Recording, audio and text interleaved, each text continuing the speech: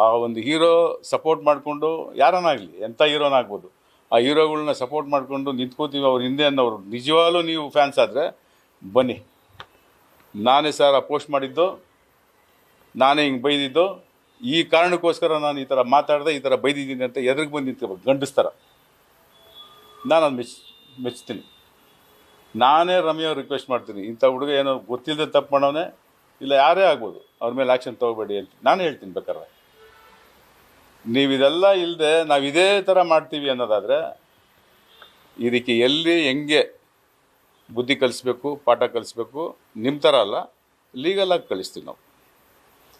ಲಾ ಅನ್ನೋದಿದೆ, ಲೀಗಲ್ಲಾಗಿ ಇದನ್ನು ಯಾವ ರೀತಿ ಆ್ಯಕ್ಷನ್ ತೊಗೋಬೇಕೋ ಮುಗಿಸ್ತೀವಿ ಅದನ್ನು. ಈ ಮಟ್ಟಕ್ಕೆ ಬೆಳೆದಿರೋದ್ರಿಂದ ಇಡೀ ಚಿತ್ರರಂಗ ಇವತ್ತು ಯಾವ ಮಟ್ಟಕ್ಕೆ ಸ್ಥಿತಿಗತಿ ಬಂದಿದೆ ಅಂದರೆ, ಸಿನಿಮಾ ಮಾಡೋಕ್ಕೆ ಭಯ ಆಗ್ತಾಯಿದ್ದೀರಿ ಇಲ್ಲಿ. ಇವತ್ತು ಸಿನಿಮಾ ಯಾರಿಗೆ ಮಾಡ್ತಾಯಿದ್ವಿ?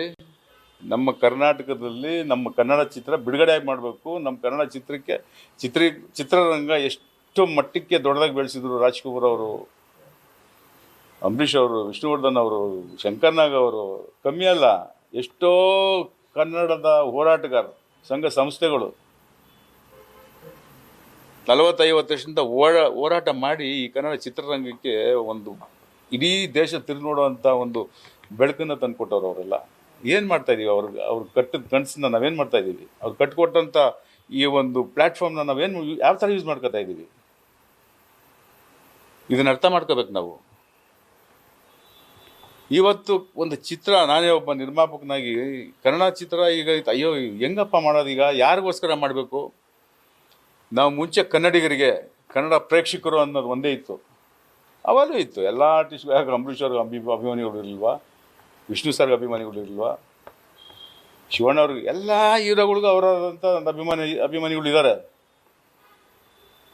ಎಲ್ಲರ ಚಿತ್ರನ ನೋಡೋರು ಅವರು ಅಭಿಮಾನಿಗಳು. ನೀವೆಲ್ಲರೂ ನಾವೆಲ್ಲ ಇದ್ದೀವಿ, ಯಾವುದೋ ಒಬ್ಬ ಹೀರೋ ಅಭಿಮಾನಿಗಳೇ ನಾವು. ಒಳ್ಳೆ ಚಿತ್ರ ಬಂದಾಗ ಎಲ್ಲ ಚಿತ್ರ ನೋಡ್ತೀವಿ ನಾವು.